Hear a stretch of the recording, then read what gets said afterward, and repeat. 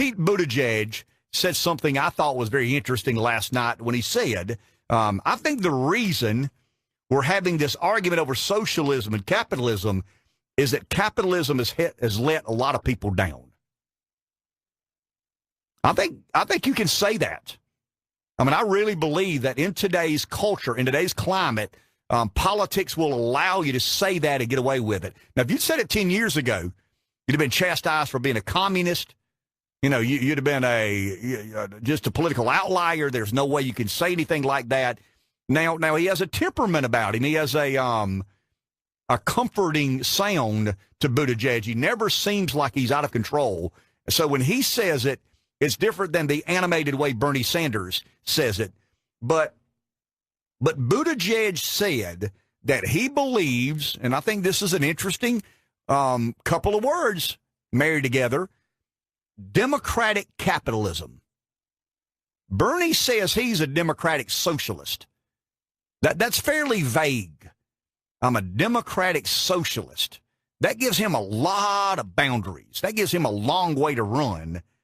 But it might not give him as much room as Buttigieg saying that he believes in democratic capitalism. What is democratic capitalism? I'll tell you what I hear when I hear the two words, democratic capitalism.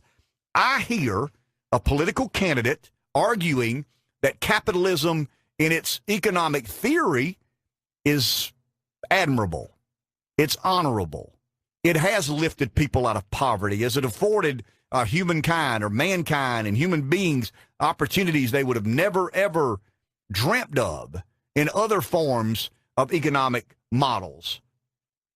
But we've allowed it to become so corrupted and so influenced and so led by the heavy hand of government picking winners and losers. And when we pick winners, it's always the winners that give money to political candidates and campaigns. And the losers are who? The average guy sitting around his dinner table tonight having a conversation with his wife and two kids about he hadn't got a raise at work in 3.5 years, and the CEO's making 1,171 times more than he is. That's where the Democrats are heading in this election cycle, and I'm telling you, that's where the Republicans better find an answer.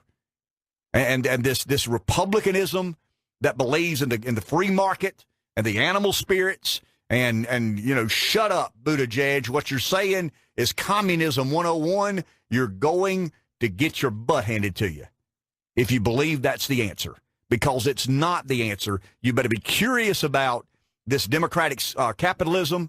You better be, I'm serious. You better be concerned and serious about democratic socialism, as Bernie Sanders exclaims, because there is a ever-growing number of people who believe the game is rigged. Why did Donald Trump get elected? Did Donald Trump get elected because people felt he could effectively carry out the office of President of the United States? No. Donald Trump got elected because he said three things. Make America great again, drain the swamp, and the game is rigged. Everybody wants to make America great again. Those who don't believe America's great today really want to make America great again. Now, the other side would argue you want to make America white again.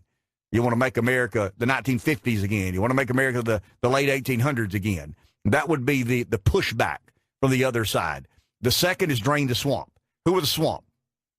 The swamp is who rigged the game. And that is going to be the message. And I don't know that Trump, the incumbent, can articulate it as effectively as Trump, the outsider. Trump can't run as an outsider this time. He's had 4 years in the White House. He's a politician. He's won elections. When he stood on the stage and said, I've never looked for public office, I didn't go looking for this, I felt compelled and led to do this and become president. Now he's the president. So he doesn't get the benefit of that doubt. And when people say, well, Mr. President, you said you were going to drain the swamp, half the people who work in your White House worked on Wall Street. Help me understand how that's draining the swamp. He's going to have trouble there. He's going to have a problem there. And if somebody like Bernie Sanders or Pete Buttigieg, who have articulated the problems of capitalism, the distorting of capitalism, the manipulating of capitalism, I think the ears and eyes of the Rust Belt who voted for Trump are going to give it a serious look. I don't think Kamala Harris has any chance whatsoever in going to the white folk in the Rust Belt and convincing them that she would make a better president than Donald Trump. I do believe that as we speak, Buttigieg and Bernie Sanders have an avenue. There's a path they can make in some of those places that employment opportunities have gone by the wayside. The stagnant of middle-class income is kind of the central theme of some of this. And I listened to Buttigieg for a little bit last night, fell asleep. That's how interesting he is to me. But I listened to Bernie, and he does look like an unmade bed. But his message is going to resonate in certain places, and Trump can't say any longer, let me add it and I'll fix it. Because people are going to have certain expectations, and Joe Biden is going to have trouble. I mean, if you ask me what my conclusion was last night with all those candidates coming through, Biden is going to look like a dinosaur. Yeah, that was going to be my question, because it took until now to mention Biden's name.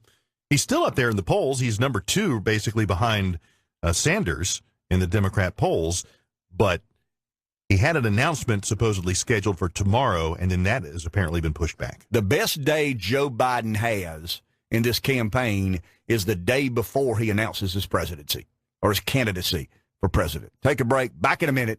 QAT, our sponsor. Good morning, PD.